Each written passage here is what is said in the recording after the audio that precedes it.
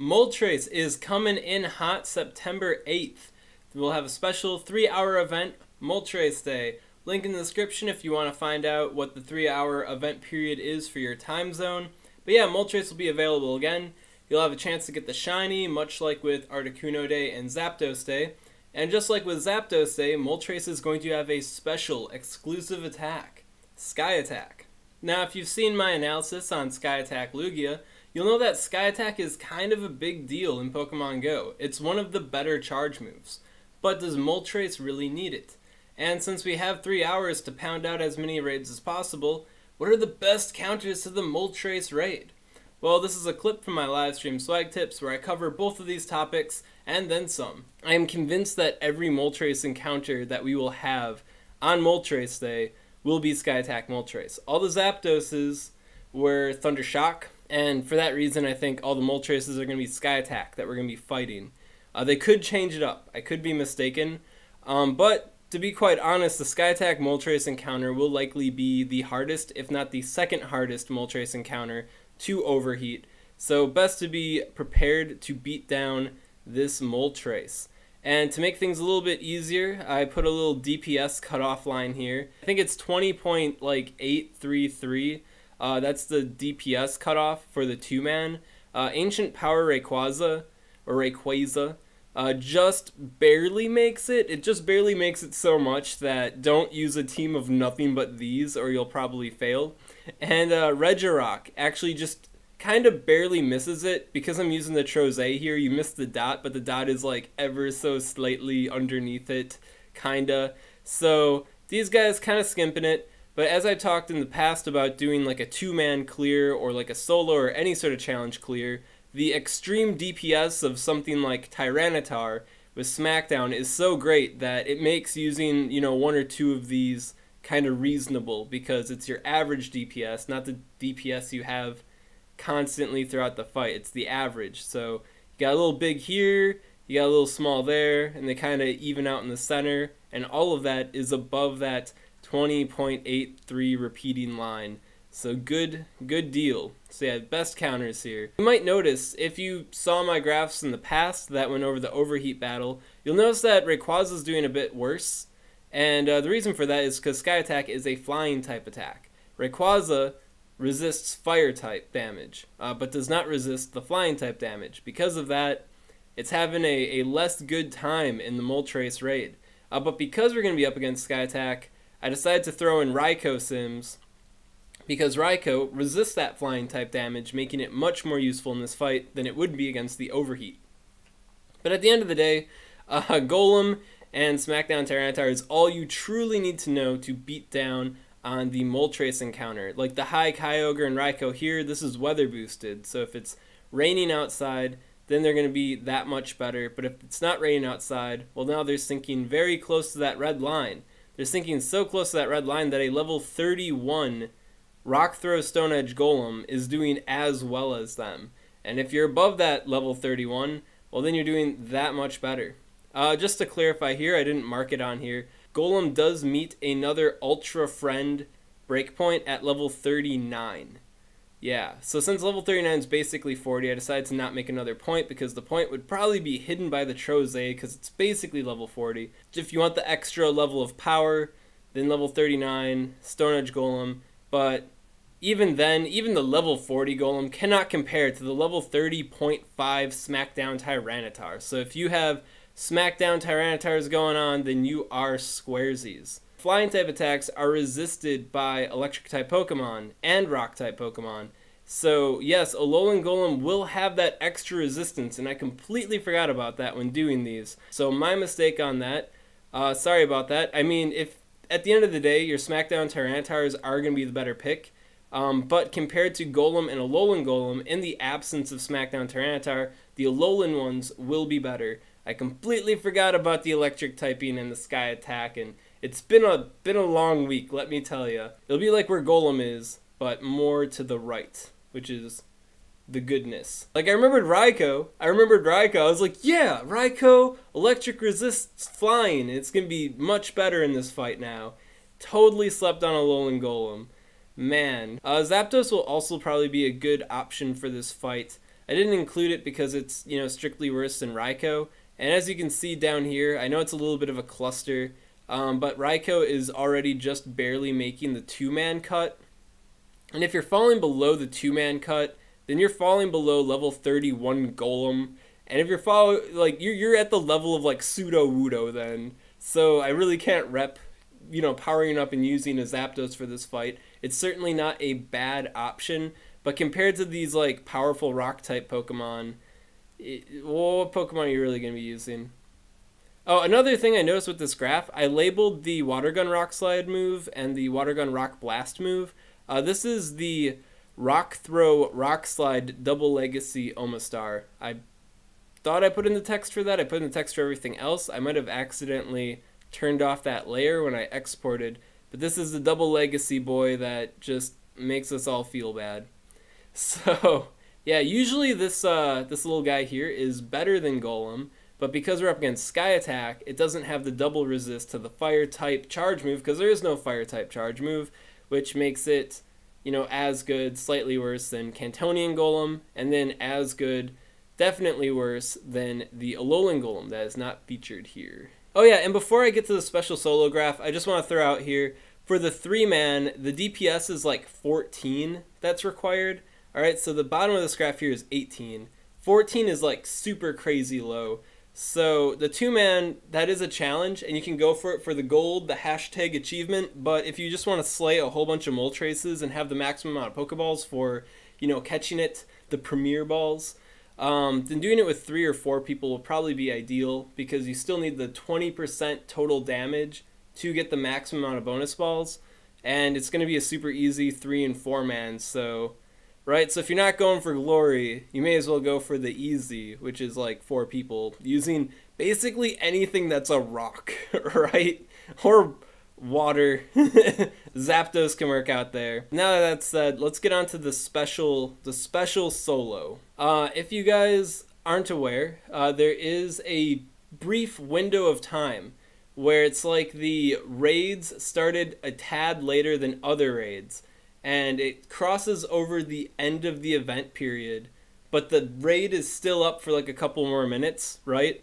If you go into the raids then, in that special specific window of time, there have been reports of Articuno and Zapdos having the tier 4 raid stats still, but they have the tier 5 raid timer. And because you now have this extended period of time, then it's easier to do like other weird special unique challenges, like new unique challenges open up.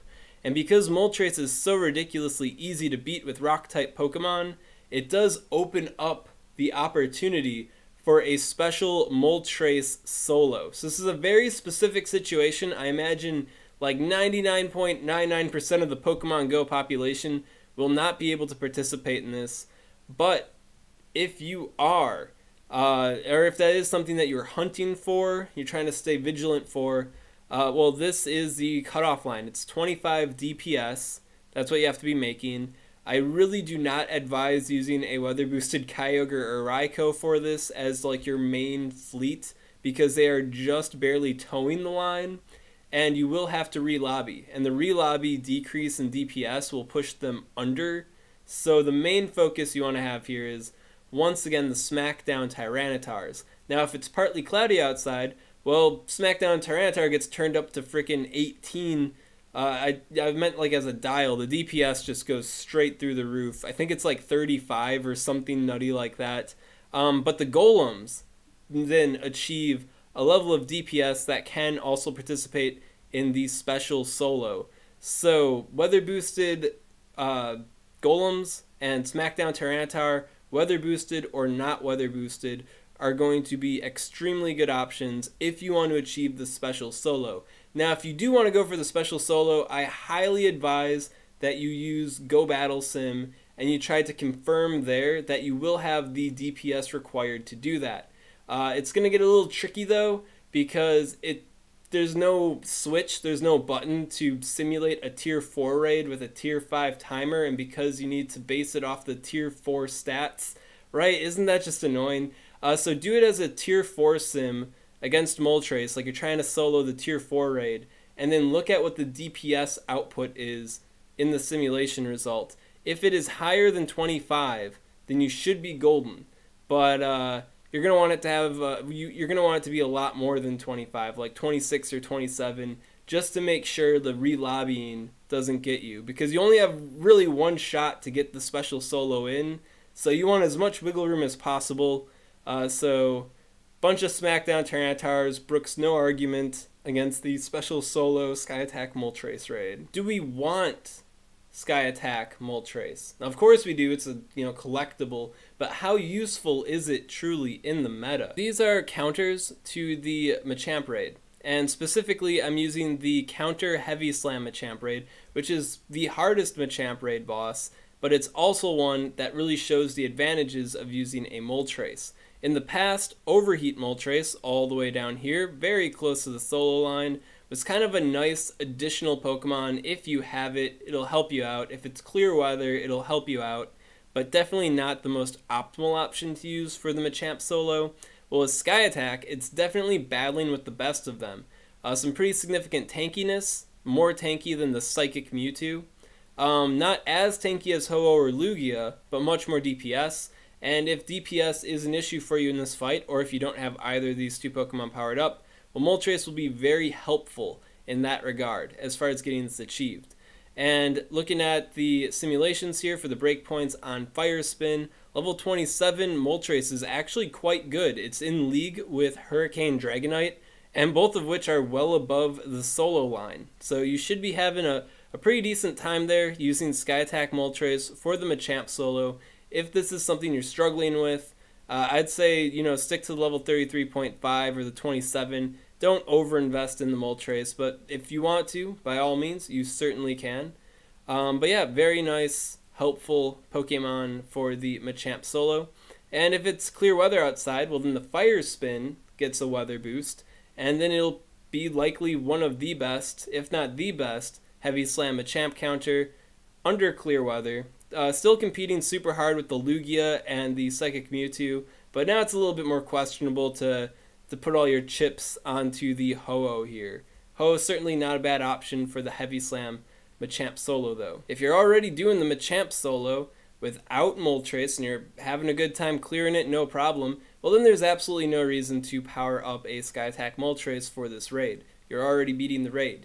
For example, I have a maxed out Lugia, and I literally don't need much of anything else other than my maxed out Lugia. Now, in other walks of life, Sky Attack Moltres will be better than Overheat Moltres in neutral weather, or in, I guess, windy weather, against the Tangela raids and Bug-type raids, Grass-type raids in general, because Fire-type and Flying-type have the same coverage. And Sky Attack is a very, very powerful charge move in the game. I think the Japanese translation of Sky Attack is like God Bird or something like that. So it is the God Bird flying type charge move, right? So very good. I think the biggest problem that it runs into, the greatest challenge, is that it still shares that damage coverage with Fire type, with the Overheat. And you could just stick with the Overheat and you really wouldn't be losing that much on the damage output. Looking at simulations for Tangela, I think the difference between Sky Attack and Overheat is like 5 seconds. I looked at gymming and compared things to Blissey solos. All gym well, I guess you could fight gyms with friends, but fighting Blissey, the Blissey solo, it only saves you like maybe 3 seconds. It's better, but how much better is better? And then on top of that, it doesn't have the same weather bonus as Fire Spin. So under clear weather, if you're using it for a grass type or a bug type raid, or if you're using it for gymming, well then both Fire Spin and Overheat are going to get boosted, and that's going to be much better under clear weather than using Sky Attack. Overall, it's a nice little added spice to Moltres, a nice call out to its OG signature move, which is Sky Attack. That used to be its signature move. Now everybody and their dog that has wings at least knows Sky Attack. I don't think Sky Attack is all that big of a deal. I don't think it's really going to do a whole lot more for Moltres that Overheat isn't already doing. Have you compared Sky Attack Moltres to other neutral damage dealers? I've seen different people rank Moltres, Mewtwo, and Rayquaza differently as first, second, and third. I can check that out right now. This is the DPS TDO spreadsheet if you're not familiar with it. It's The best way I can describe it is you have those spreadsheets that do the simple cycle DPS of Pokemon. Some people call it the weave DPS.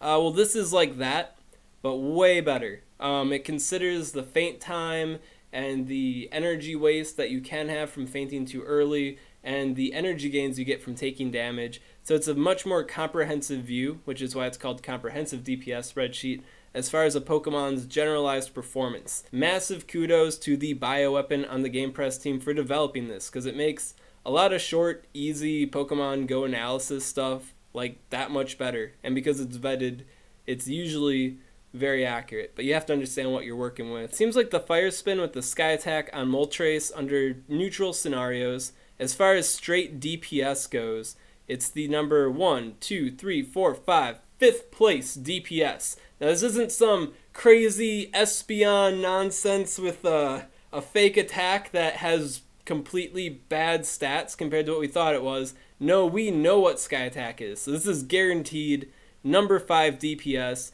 in neutral weather. Now, if you do the DPS times TDO, which gives you a better view of like a Pokemon more holistically, well, other stuff power creeps on it a bit. Yeah, look at that. Mewtwo, Rayquaza, Lugia, Kyogre, Dragonite, Salamence all come before the Moltres. So, sorry Moltres, I'm not completely sold on you being some new Supremo attacker. That was a clip from my live stream Swag Tips. Swag Tips streams every Tuesday at 7 p.m. Central Time on the Twitch channel Swag Tips. If you like this content, you want to see more like it, then make sure to subscribe to Swag Tips. And if you have any questions, comment below, let me know, and I'll be happy to answer them for you. Thanks for watching. Swag Tips. I'd also like to give a special shout out to these Patreon supporters. I did not use the Patreon funds for this stream cut. I'm still only halfway to my goal. If you'd like to support my live streams on Patreon, link in the description to that.